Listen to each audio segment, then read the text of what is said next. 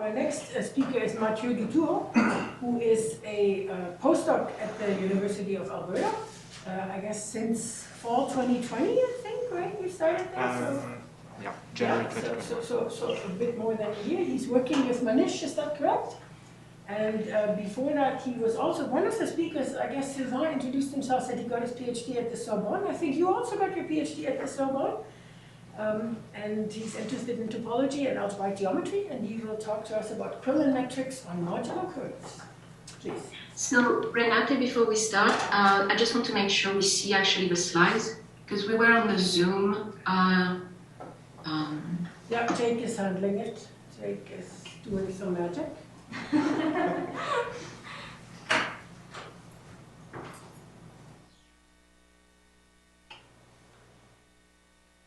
Changing slides? Just move it forward or something. Like sometimes the camera is doing stuff.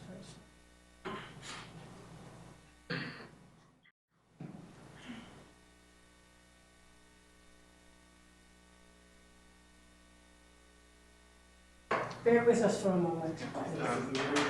The video is blocking too much of the slides for that? Sorry? It seems to present well, it's just... It's not in the Zoom as far as I can tell. Like the Zoom sees like, I don't know, us or something? It's a burst meeting room that we're seeing. It's not a burst video. Yeah. Okay, so do we need to share the slides? He gives you watching orders, I'm not sure. It worked before, yeah. So just give it a moment. We had a bit of trouble like that in the first talk as well. So Jake is working on it. Please bear with us. Is he still recording? Yeah, but maybe they can edit that out. It's really part of this conference, though. You wouldn't want this all to be like refined and professional and stuff. Like, come on.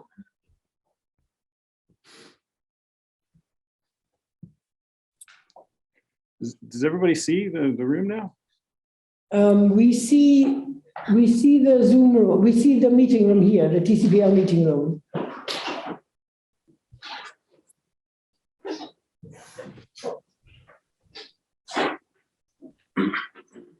Okay. We're good to go. Yes, I think that's good. Great. Please go ahead. Okay.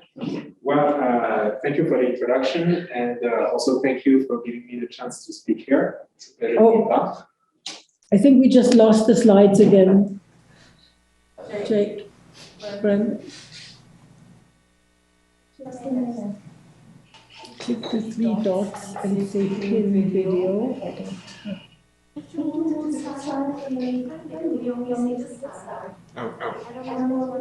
really see any slides. We don't really see any slides. Yeah, so now, okay. Okay, good now. I think we're good now. I like just go to the corner. Okay, yeah. Okay, please go ahead. Okay. So thank you for giving me the chance to speak at the Alberta Laboratory Days. So today I'm going to talk to you about Quillen metrics on modular curves. So we have a bit of number theory with modular curves, and we're also going to have some complex geometry with Quillen metrics. So I thought it would be a nice way to start by quickly reviewing what Quillen metrics are. So we won't go into the generality of that theory to take part one. So instead, we're going to focus on some restricted case. So let's consider the compact pattern surface X and the holomorphic vector bundle on X. And now we put smooth metrics on both X and E. So the first thing we can do is define something called the determinant line bundle, lambda of E. So for that, we take the alternate product of the determinants of the Dolbeault cohomology spaces. So on the right-hand side, you can see H0 and H1. Those are Dolbeault cohomology spaces, they're finite dimensional. And their determinants, that means the top exterior power. So we get complex lines. The tensor product is also a complex line. So we get this complex line lambda of E, and I call it determinant line bundle because there is actually a version of that for families of compact Quillen surfaces. But the definition is more complicated, so we won't be seeing that today. Okay, so now we put smooth metrics on both x and e, and that means we can put a metric on lambda e by considering the L2 metric on h0 and on h1. So that's by doing integration of differential forms. So we can see that L2 metric through Hodge theory, and that means that this L2 metric only depends on kernel of Laplacians. So it only depends on the eigenvalue 0 of some operators, of some Laplacians. And that means that it's actually not a good metric. Because if we consider a version of that in family, then those kernels of Laplacians can jump in dimensions when you change the base point. And so that L2 metric will not be a smooth metric with respect to the base point. So the L2 metric is not a good metric. So in order to get something that actually works, we need to not just consider the 0 eigenvalue, we need to consider all of the eigenvalues. So that's why we need to correct the L2 metric by some factor that takes into account all of those other eigenvalues. So the Quillen metric on lambda e is defined as this correction of the L2 metric by the inverse square root of the determinant of the Dolbeault Laplacian. Now here this notion of determinant for an operator, here that's done using zeta regularization. So the spectral zeta function. Okay, so here we get this thing that we call Quillen metric. And this Quillen metric, unlike the L2 metric, satisfies important properties. The first of those I already mentioned. It is smooth in family. So if we consider the relative version of the determined line bundle, the Quillen metric varies smoothly with respect to the base point. The second property is that the Quillen metric has a spectral nature. It's defined using the L2 metric, which depends on the eigenvalue 0 of the rotations, and this correction factor, which depends on all of the other eigenvalues. So the nature of the Quillen metric is spectral. And the most important property of that Quillen metric is that it fits into a Riemann-Roch type theorem. So we'll talk about that theorem more later. But it's a very important property of this Quillen metric. Okay, so that was for the quick review of Quillen metrics. And now the situation that I would like to present to you is that of modular curves. But now, if we take a compactified modular curve, so here gamma is a function group of the first kind, let's say without torsion. We take a holomorphic vector bundle which comes from a unitary representation of gamma. We cannot define the Quillen metric as we just saw because the metric, the Poincare metric on X and the metric on the vector bundle have singularities at the cusps. So we cannot define the determinant of the Dolbeault Laplacian in that case. So that's why there is actually something to do for modular curves and those vector bundles.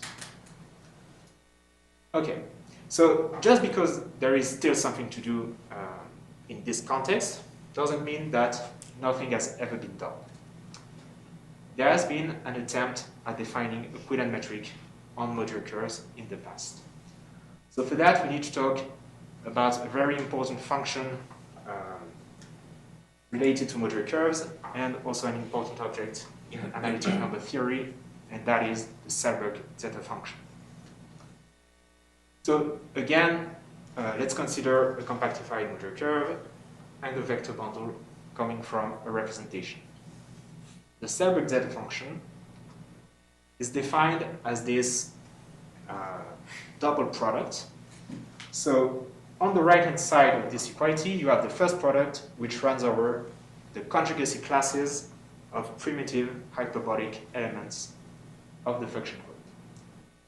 The second product takes into account the powers of those hyperbolic elements.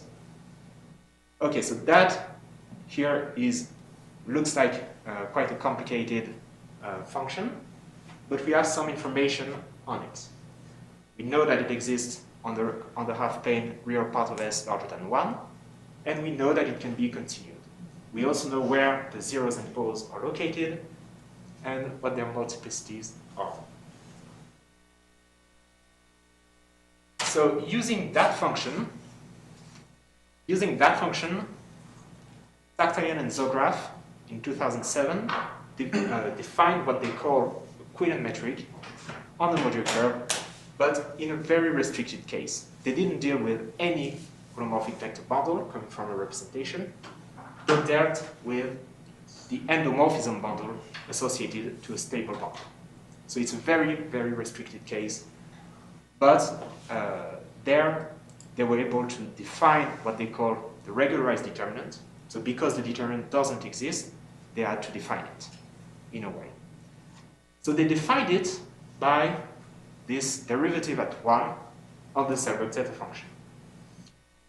And now, by analogy with the case that we saw in the first part, they define the Quillen metric by correcting this algeometric using what they call the regularized determinant. So that's what they call the Quillen metric in their case. But now, if we really have to call it a Quillen metric, we should check those properties that were satisfied by the Quillen metric in the compact case. So those three properties that I mentioned earlier, well, the first one, they actually do get smoothness and family. That's something that they prove in their article. Their Quillen metric is smooth in family in a certain sense. Now, the spectral interpretation, that's not as clear as in the compact case. Because, okay, we have the Selbert zeta function, and using the Selbert trace formula, that has a spectral flavor. But it's not enough to just say this derivative at 1 is the regularized determinant, to say that it is actually the determinant of an operator. So there is some spectral flavor for that Quillen metric, but it's not as clear as in the compact case. And now the third and most important point, most important of those properties, they do not get a Riemann-Roch type theorem for that Quillen metric. They get a curvature formula, but not a Riemann-Roch type theorem. And that's what I want to present in this talk. I want to present ideas on how to get a Quillen metric on modular curves, which fits into that kind of Riemann-Roch theorem. So let's see what that kind of theorem is. That would be the Riemann-Roch isometry of the ring. So in order to talk about that isometry, we need to go into a slightly more general setting. So here we need to consider a family of compact Riemann surfaces and of genus G, and a holomorphic vector bundle on X. So as I said earlier, in that case we have a version of the determined line bundle which gives a line bundle on the base. We have a relative version of that. And we also have a bunch of other line bundles on the base which are called intersection bundles. The first part of the theorem proved by the ligne is that we have a relation between those two types of line bundles on the base. On the left, we have the spectral stuff. We have the determined line bundle. On the right, we have those line bundles which come from intersection theory. So let me just say a few words on those bundles on the right. The first two are what are called Deligne pairings. So the Deligne pairing of two line bundles is a way to see the product of the two first chunk classes as a line bundle on the base. So informally, if you take two line bundles on X, the product of the first chunk classes should be in the second child group. You push forward to the base, it should be the first child group of the base. So it should correspond to a line bundle. The Deligne pairing gives you a way to construct such a line bundle. And the last factor on the right is an IC2 bundle. And that's basically the same as the pairings, but for the second chunk class instead of product of first joint classes. Okay, so we have this isomorphism which looks a bit scary because we have a power 12. We have. 1 second. Yeah. Brent, Jake, we lost the slides. Change them. They're back. Go ahead. Okay. Right, so we have this isomorphism of line bundles, which looks scary because there are all of these factors. We have powers 12 or 6, but it still gives you a way to relate line bundles which come from a different background. So that's what's interesting about them, about that result. But now, if we put smooth metrics on X and E, then it turns out that we have metrics on all of these factors. On the left-hand side, we have the Quillen metric, and on the right-hand side, we have other metrics. So now, what's natural to wonder is, does this isomorphism preserve the metrics? Does it become an isometry? And it turns out that yes, it does become an isometry up to a certain factor, which is completely explicit, and it depends only on the genus, and on the rank of the vector bundle, the genus of the Riemann surfaces. Right. So those metrics that we define on all of the factors, they're defined above each point of the base. So in order to go from the isomorphism, which is really something that you need to take into account the whole base for that. But in order to go to the isometry, we can just assume that the base is a point, because we just need to check compatibility with the metrics, well, for each metric. So for each point of the base. So now, let's see why there is a problem with modular curves. Because if you think about a modular curve, it's a compact Riemann surface. Those vector bundles that we consider, they are holomorphic vector bundles on the compactified modular curve. So the first part of Devin's result, the isomorphism, still holds, because we still meet all the hypotheses. The problem is in the isometry part. We cannot define the metric in that case, so we obviously don't get the isometry. So I've been mentioning that the isometry part of the result doesn't hold because we have singularities. So now I want to say a few words about what that means, what the word singularity means here.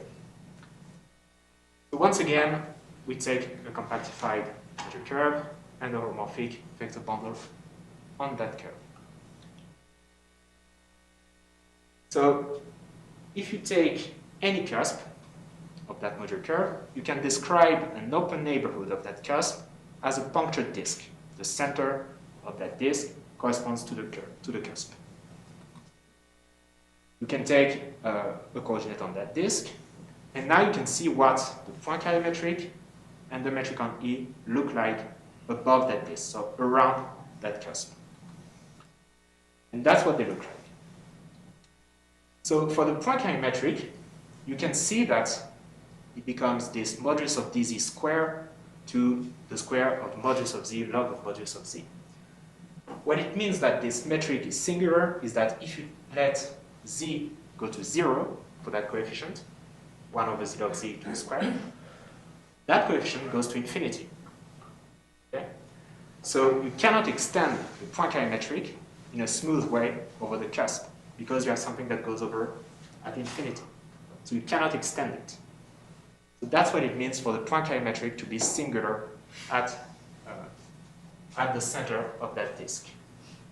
There is a problem for that metric. Now the metric on the vector bundle E is slightly more complicated, but it can be fully described by talking about the norms of some holomorphic frame near the cusp. And the norm of one of the vectors in such a frame will be given by the modulus of z. Can we get the slides back, please? Oh. We lost the slides again. There they are, thank you. Okay. So the metric on E is characterized by this norm, And as you can see, on the right-hand side of this equality, we have the modulus of z to the power 2 alpha j, where alpha j is some real number. Now here, unless alpha j is 0, you can see that this norm goes to 0 or to infinity, as z goes to the cusp, the center of the disk. So there is also a problem for that metric in general, because we cannot extend a metric by 0. That's not a metric. Or we cannot extend it by infinity. That's also not a metric. So in general, the metric on E also has a singularity at the cusps, but the Poincare metric always does. So there is this problem, but we still notice something nice about those metrics. What's nice is that those metrics only depend on the modulus of Z, on the radius on that disk. So what we can do is, instead of considering those singular metrics, which is a bit annoying, we can replace those metrics. Slides again. Oh. Getting the hang of it. So instead of considering those singular metrics near the cusps, we can replace them by constant metrics. We can truncate those singular metrics. So what it means is that away from the cusp, so here that's a representation of a modular curve. On the left and on the right we have two cusps. Away from the cusps, we don't do anything to the metrics because they don't have any problem there.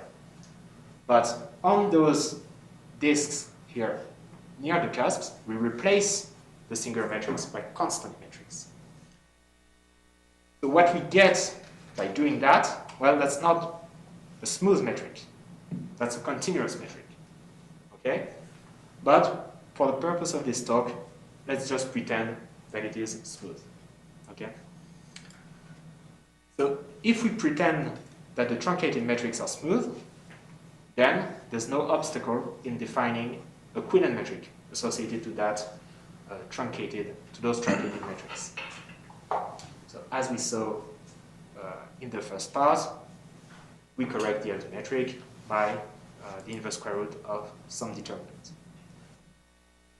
Okay, so that Quillen metric can now be used with Deline's isometry, because well, we pretended that the matrix was smooth. So here we have again this scary isometry. On the left, the determinant line bundle. On the right, those intersection bundles. So now let's keep in mind what we've done here. Around each cusp, we took a small neighborhood of radius epsilon, and we replaced on that neighborhood the singular metric by a constant metric. So if we want to recover information from the singular metric, there's just one thing to do. We let epsilon go to 0. We let those open neighborhoods shrink onto the cusps. Now there's a problem with that. Because we had singularities to begin with, if we let epsilon go to 0, we're going to have two divergent factors on each side. So instead of just doing that, we note that because of this isometry, even though the two sides diverge, they diverge in pretty much the same way, because they are isometric. So what we have to do is understand both sides of the isometry independently as epsilon goes to 0. So the first step in doing that, we need to take care of the right-hand side. And for the right-hand side, we need to modify a little bit those intersection levels. We need to do a regularization of each factor. So let's see what it looks like on the first of them. So if you think about omega x, that's the holomorphic cotangent bundle. So the sections are holomorphic differential forms. So very regular objects, very singular metric. So what we can do is we can take some of the regularity away from the objects, from the sections, and put it on the metric. What I mean by that is, instead of considering omega x, we want to consider omega x of d, where d is the divisor given by the sum of cusps. So instead of holomorphic differential forms, we consider meromorphic differential forms, and we allow simple poles at the cusps. And that means that the metric we get on omega x of d, well, it's still a bit singular, but not as much. And when we do this modification on the first factor of the isometry, we get something that converges as epsilon goes to 0. And of course, because we've replaced omega x by omega x of d, we would have some other terms, but that serves to extract the divergent part and set it aside.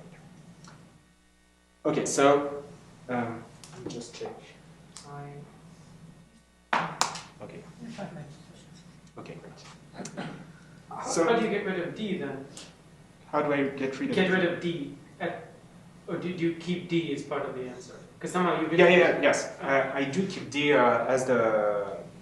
So what happens is that the Deligne pairing is bimultiplicative.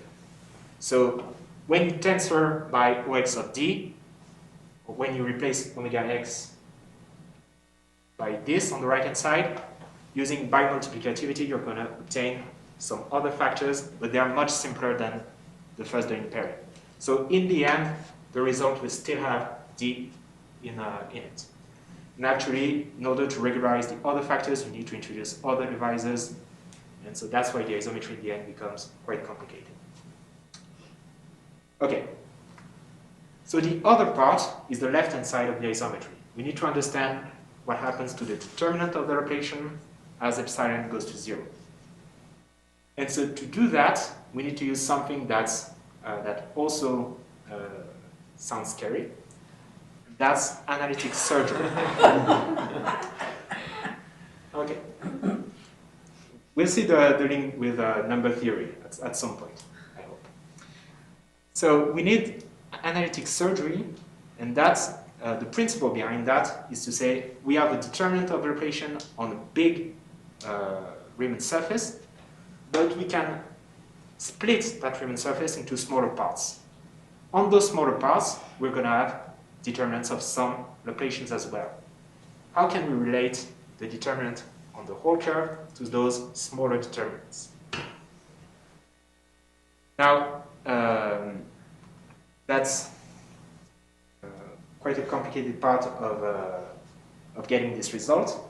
And in particular, because the smaller parts of the modular curve have boundaries, we need to choose boundary conditions.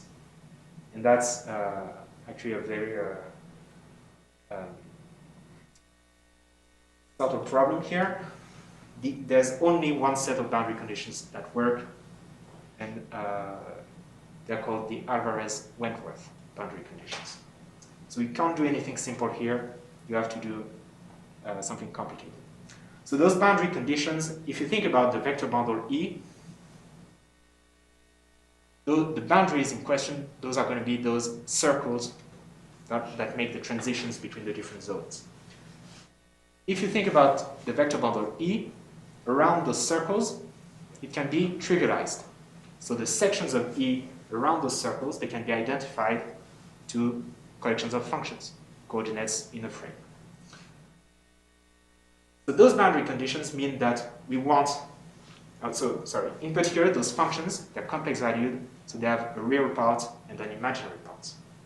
So we're going to ask that the real part vanishes at the boundary, and the normal derivative of the imaginary part also vanishes. So it's a mix of Dirichlet and Neumann.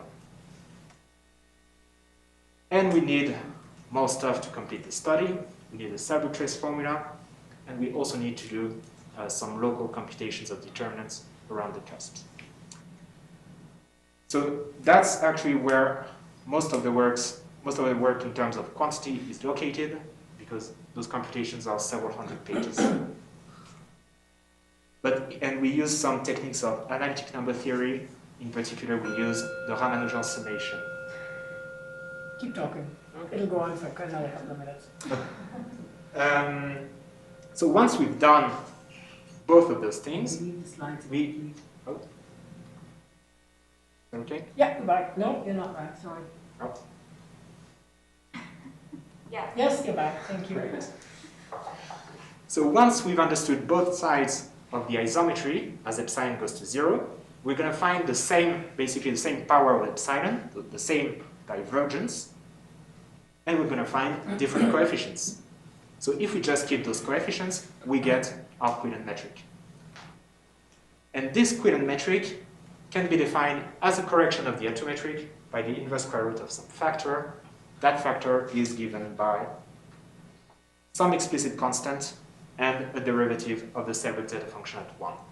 So if you remember what I said about tactile and isograph, it's still compatible because in their case the integer d was equal to 1. So it's still kind of compatible with their work. It's just that here we have an additional constant. That constant makes the Quillen metric fit into an isometry.